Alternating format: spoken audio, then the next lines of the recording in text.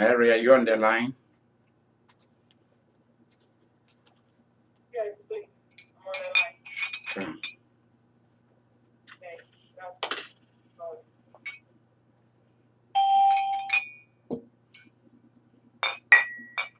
hello, Chief.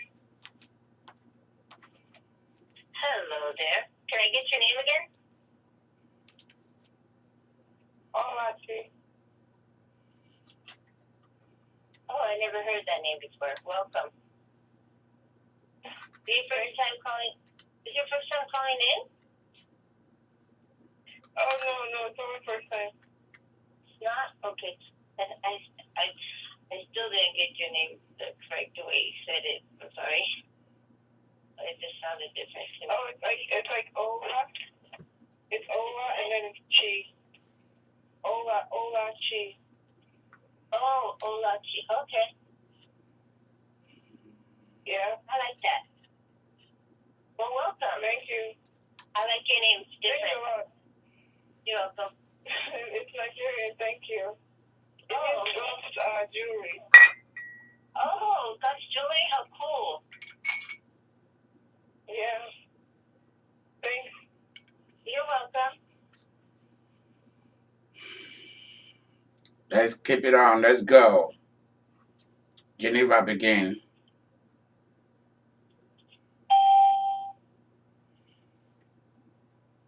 We gonna pray, Pastor? Continue. Just continue. Okay. Genesis 22 and 15. New King James Version. Then the angel of the Lord called to Abraham a second time out of heaven and said, by myself I have sworn, says the Lord, because you have done this thing and have not withheld your son, your only son.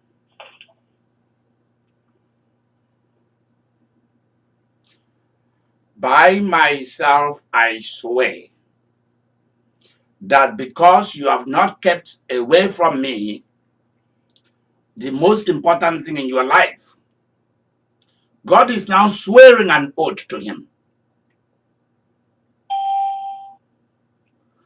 There are things that you should do. I want you to begin to think about things that you should do that should touch the heart of God.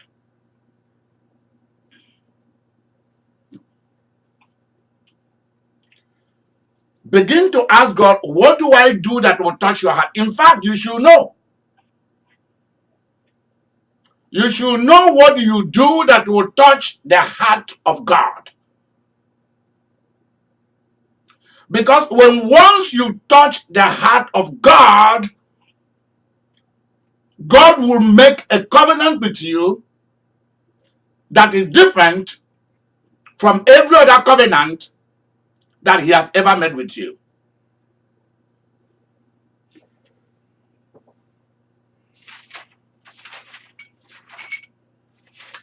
Touch the heart of God. Touch his heart.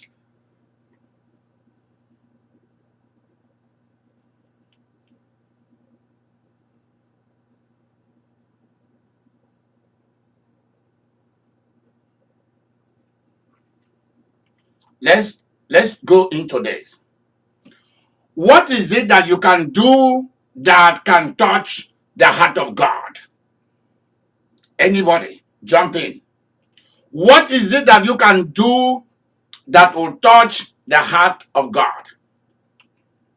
By the way, before we continue, we have some things for sale. Some of our mugs, coffee, cocoa, chocolate, teacups. We have CDs and videos. Just go to the website, idikaimaryministry.com, and order them. We have a lot of stuff here. Oil. We have Millionaire's oil here. We have different kinds of oils.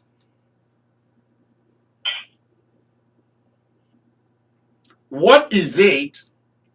What are the little things that you can do that will touch the heart of God? Let's discuss it tonight. Please, when you say something, you give us an example. Do not just say it, give us an example. It's very, very warm here, in spite of the AC that is on. What is it that you can do that will touch the heart of God?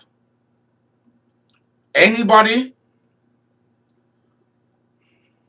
By giving sacrifice, like God does something for you, and then you give you thank Him by giving a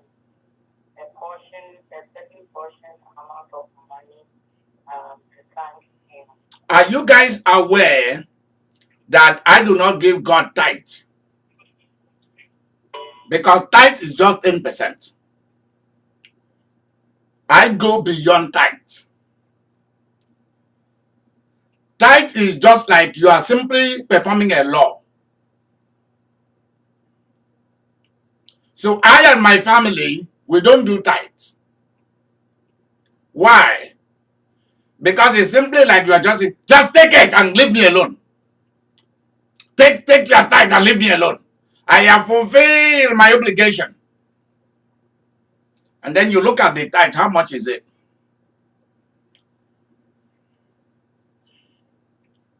And I discovered that God is more than a tithe. So I stopped paying tithe. I start giving God seeds. I start giving God big seeds. In fact, I told my mom to tell our church in the village where she was born, that my family do not practice tithe anymore. Because tithing is too small a money. Say I have $10,000. How much is a tithe out of 10,000?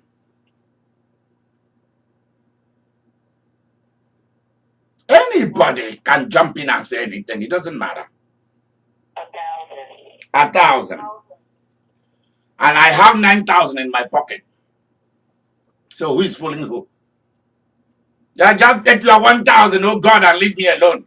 After all, there's too much money to be given away because greed. God just put that 10% to test you to see whether you are real or you are just like the rest of humankind who just want a little bit. You want a whole lot from God and just give me a little bit. Tell him, leave me alone. I need all this money. I have so much problems. If I receive $10,000, I will give God around 2 to 3. That's how I behave. They've removed our family name from their book of tithe. I asked them 2 months ago, get our names out of it.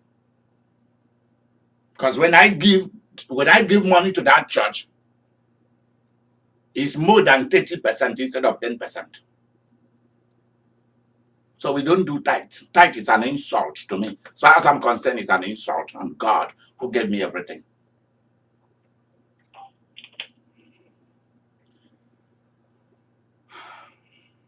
I don't practice such rubbish. It's like following the law. I break the laws so that my God can see my heart. If you want to call it boasting, call it boasting. I want to boast in the Lord. Some boast of chariots, some boast of horses, but we boast in the name of the Lord our God. I want to boast that I did something big for my God. Because when my God want to do something for me, he will do something very huge for me.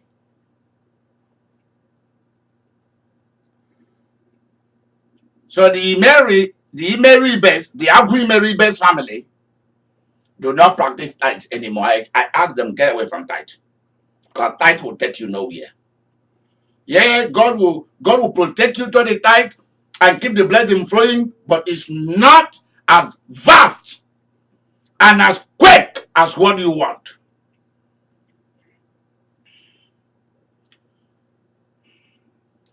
Thank you, G, for answering. What do you do to touch God's heart? Because I'm talking to many of you who all you want to do is give God 10%. And yet you go to India, you go to Israel, you see one family will build a temple to a demon and furnish it with gold. One person, one individual, and his family or her family will build a big temple for one demon and doesn't ask the rest of the world to come and help them. Today I was discussing with Marjorie and with Geneva about is it Idika Mary's birthday that is coming? Because some of you have been asking, are you going to celebrate it and all of that? Geneva, what do you say about that? How much money did you guys say you are looking up to? Was it? She was telling me that we want to raise about 50,000 US dollars. Because there's a lot that I'm doing around the world. Geneva, what do you tell them about this? Is Marjorie on the line?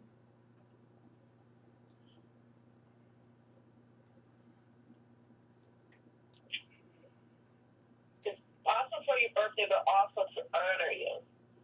Okay. To honor you. All right. Honor is very important in the levels of authorities of heaven. Honor is very, very important. In fact, if you look down on God's angel, God looks down on you. And if you look down on a real minister of the word and sacrament, God looks down on you. If you are doing things just to fulfill the law, God looks down on you and will just give you according to where you want to give God. You want to stop.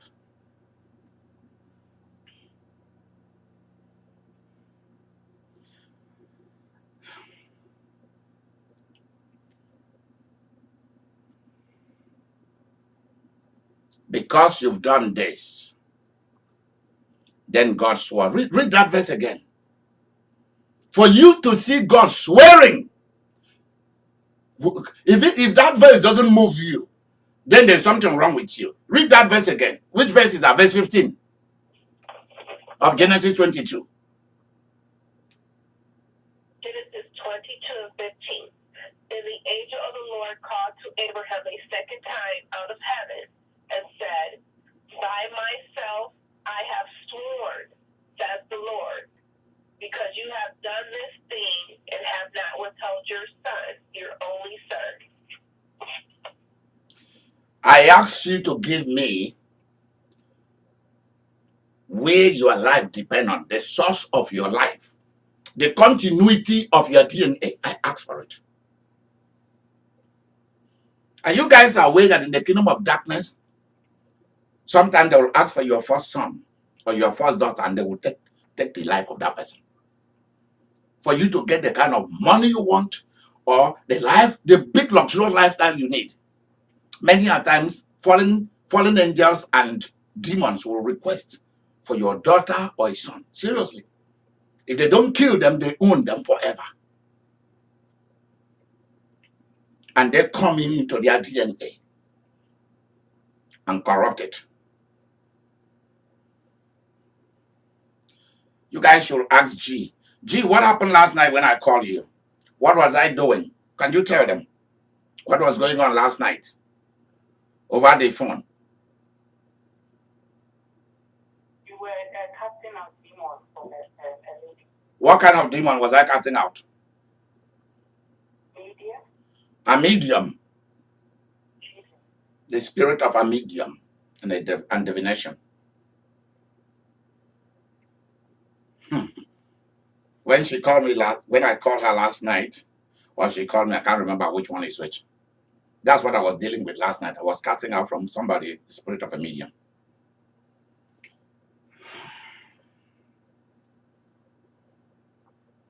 Somebody take possession of you, speaking through you.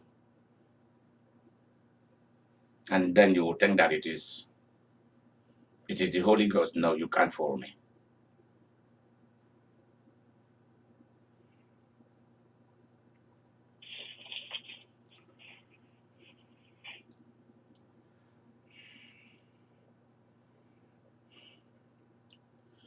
What are the things that you can do that will touch God's heart? Is like what I did last night. I'm able to stay in the presence of God, and God trains me on how to recognize satanic deception and lies. So that when devils start to speak through people, I know. And what kind of demon.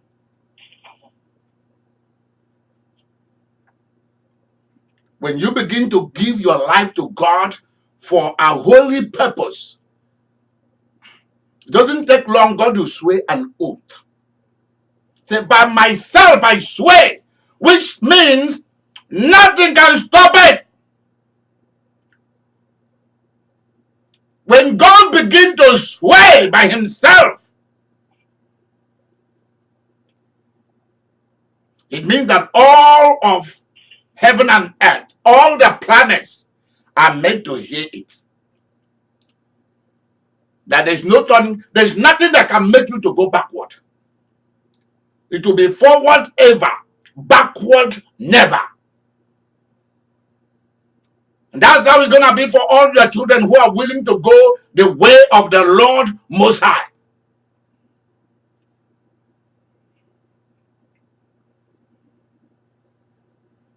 What are the things you can do that can touch the heart of God? Tonight, that's what we are dealing with. Touch the heart of God.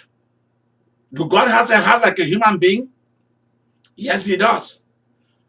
More than a human being. But like a human being. Why?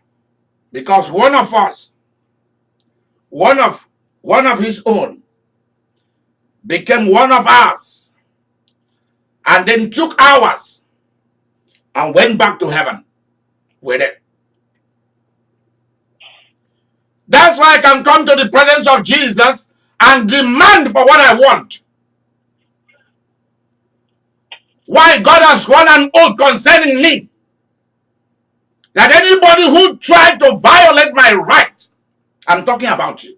Anybody who tried to violate your right, tried to kill you, tried to destroy you, that person is in big trouble. Because they cannot carry it out. You see, what that verse 15 means is that there are levels of relationship. There are levels of relationship with God. Every level is not equal. In the sight of God, we are not equal.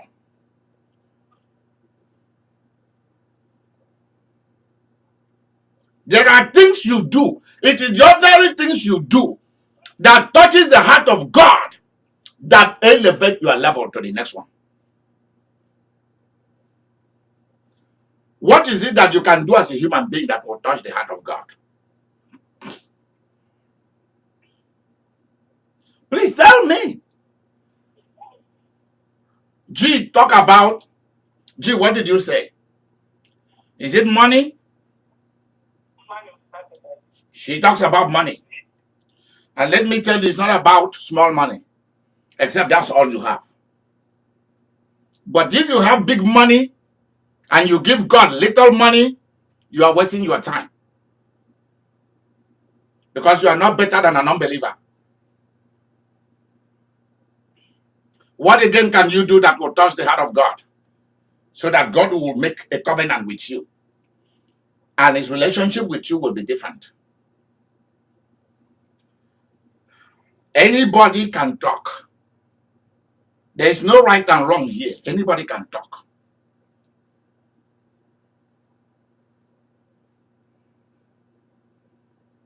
So nobody knows what you can do that will touch the heart of God. None of you knows. That's interesting. Giving yourself as a sacrifice. Giving yourself as a sacrifice. Very good. This is the reason why I love this lady. Because she understands these things. So it means that all of you who are watching or listening, you do not know what to do that can touch the heart of God. That's interesting. I can see why many people do not contribute to my ministry. I see it now. Just this time, I see it. Because you don't know what to do that can touch the heart of God.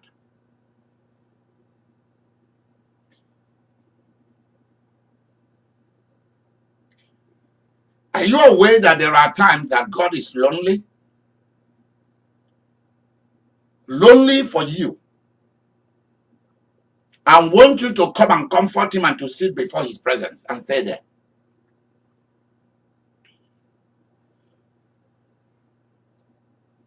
What about when you bring him flowers? See, you should begin to think about God as though you are dealing with another human being. Okay, let me ask each of you. If you are in love and the person you love do not bring you no chocolate, doesn't buy you nothing, doesn't take you nowhere, doesn't help you, nothing, will you be happy with such a person? Because I can see why many of you settle for very unnecessary, wicked marriages. Because you think that is how things must be. In the sight of God, these things matters. Flowers matters. Food matters. Personal sacrifices matters. Getting a job because of God matters. Getting a job because of God. I know people in some religion who stay on their job till they were so many years. Why? So that they keep supporting the work of their own religion. Instead, for Christians, they want to relax. They don't want no job. As far as you receive something from government, you are good to go. And you forget that you have a religion to service. But when it comes to your children, you are ready to die for them. You know what to do to please them, to touch their heart, so that they can accept you as parent. But what about when it comes to God? We don't want to pay no price for anything. That's why God doesn't want to pay no price for us anyway. He doesn't want to swear an oath. You can become born again, and your born again doesn't mean anything to him anyway. Except that when you die, you go to heaven. And there you go and start your real training, whether you like it or not.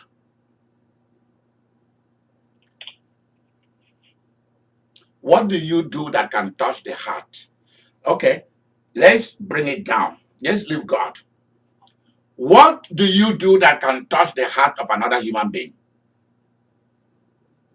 Make them to really be happy. Let's put it, let me bring it. Either you put it to God or for another human being. What is it that you can do? Let me bring it down to what excites all of you. Your children or your family members. What is it that, because when it comes to humans, it's all about them and their children. That's it. What is it you can do that will make your children happy with you? Or your mother happy with you? Or your fathers? Or your brothers and sisters? What do you do that touch their heart and make them accept you? Supply them with the need. Supply their needs. Are you supplying the need of God? I'm asking everybody. See, she said supplying their needs. Supplying their needs. Hallelujah. Supplying their needs. Gee, I'm going to change that phone. I will no longer be calling you with this one. I'll be calling you with a different phone tomorrow. Hey, Bishop. Yeah.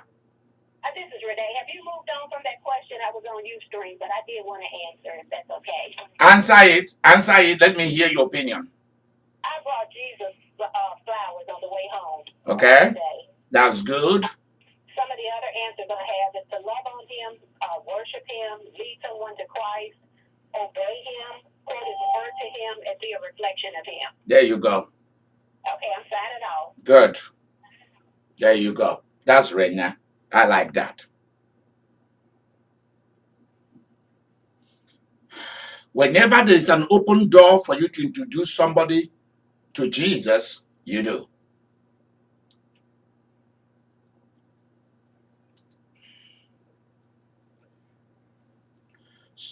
Are you aware that when you begin to walk your way, to position of authority, management position, director, to be a director in your job, are you aware that you are doing it for God behind the scene?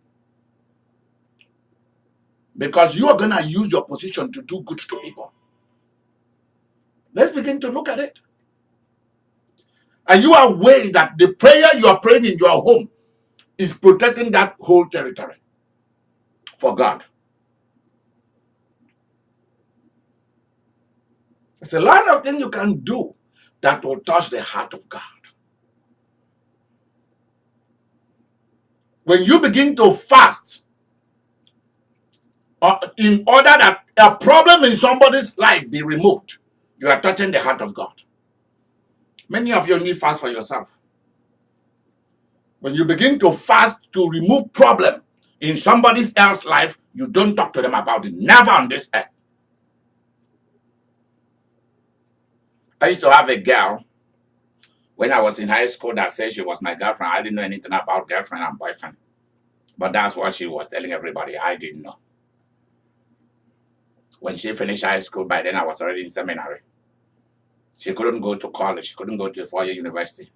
One Saturday morning, I told Jesus, I fasted from 6 till 12. And I told Jesus to open the door for her to go to university. 2 months after that, she was in college. I'm serious. I prayed for God to calm down my senior brother so that he can think right. And God did it. I asked for God to bring peace in my father's family. And God did it.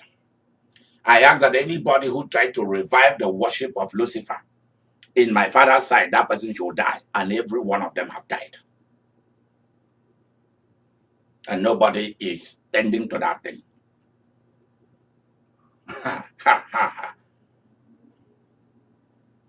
When you begin to pray for the power of God to show up in your nation, you are touching the heart of God. I hope you are listening to all these things.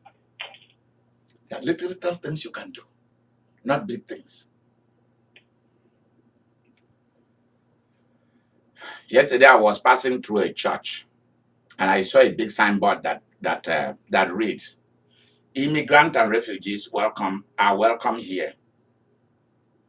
And the Spirit of God said, go in there and ask them whether they have funds for refugees and immigrants and donate the sum of $100 to that church. They don't know me. I walk in, press the button, they open the door for me. I say, can I talk with the pastor? They say, yep. And the big belly pastor came out. And I look at this white guy, I say, do you guys have funds for refugees and immigrants? He said, yep. He said, yep, we are just about to go. Sometime this month, we are going to protest against Trump, the churches around this area. I said, are you guys not supposed to be Republicans? Where are you going? He started laughing. I said, are you aware that Trump is a member of this denomination? He said, yep, but we don't care. So I donated the sum of $100. In fact, look at, let me show you this. This is the receipt they gave me yesterday. That when I tell you, this is the receipt from that church that they gave me. They don't know me. So when the pastor was talking to me, I said to him, he asked me, what do you do? I say, I'm a pastor of your church. His mouth dropped. I said, I'm into special ministry. And I walked away. Impromptu things. You didn't go to bargain. How much remain in my bank account? I need to buy this. I need to buy that. No. There's certain things I don't think about it. God said, do it. Boom. It's on. I do it. And I move on. Because when you start seeing the reward, you will say, why didn't I do more? What I'm doing today, I've not yet even seen the reward of what I started doing since I started this area, this kind of ministry. I've not yet seen the reward. When the reward will come, that's when people will accuse me that I sacrificed my father or my mother for all this wealth. But all this time, nobody is talking about that I killed my father, I sacrificed him. Or the two brothers, the two little ones after me who died. Nobody talks. Until when the wealth start coming, then people start talking. Nobody right now is talking about the sacrifices that G and Lizzie are making. No. Or Annie, or Ladry. Nobody. Or you.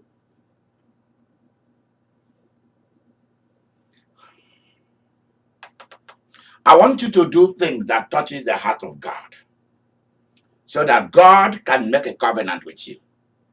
Because God will never make a covenant with you until you do something special that touches his heart.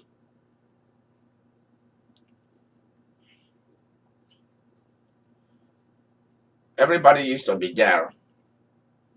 And on Friday, after coming back from school when I was in high school, I would go to my local Baptist church, because we didn't have Presbyterian in the city. So we all attend the local Baptist church there. I would go there and I would cut the grass. We didn't have a lawnmower. We have machetes to cut the grass. Cutlass, what we call cutlass. I would cut the entire thing all by myself. It would take me hours. And my hand would all be filled with blisters and so on. The reward of those things, I've not yet seen them yet. Then I'll go to dust the church and clean inside and sweep, and then go home. That's how I prepared for Sunday. Then I went representing the church in other parts of the nation with my money.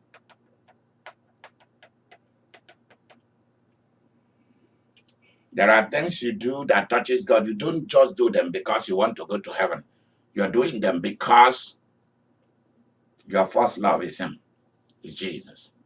You're very passionate and excited about him. Read verse 16, my dear.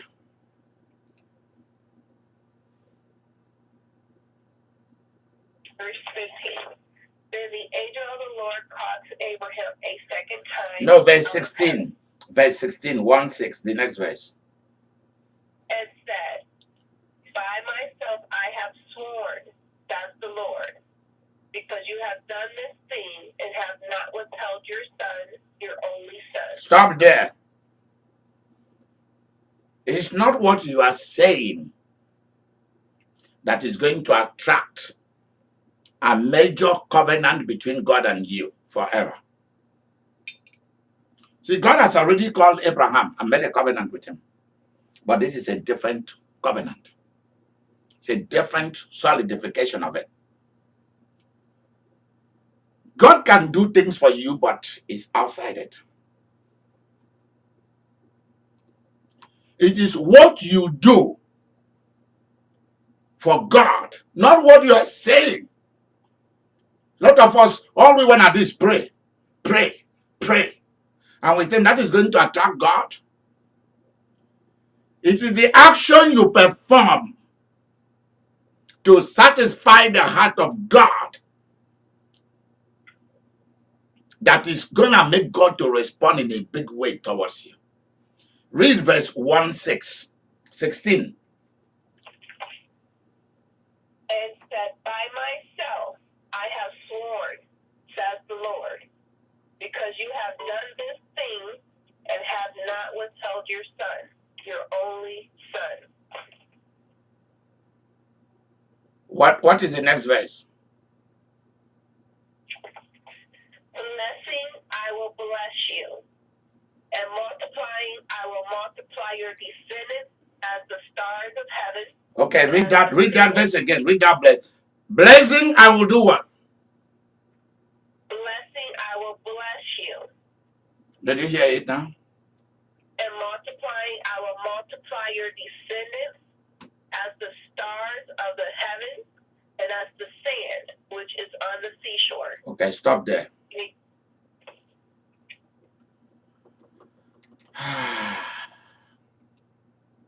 How many stars are in a planet?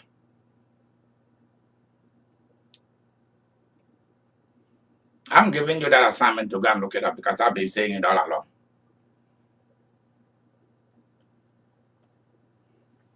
As many, your descendants are going to be as numerous. See, he did not say addition. Say multiplication. Multiplication and addition, which one is faster? Which one does the increase faster? Multiplication. Multiplication. Is there anybody who is a teacher? Mathematics teacher, speak up. Oh.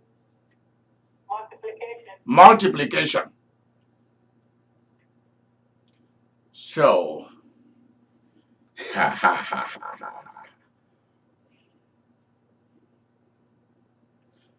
my goodness, my goodness, my goodness.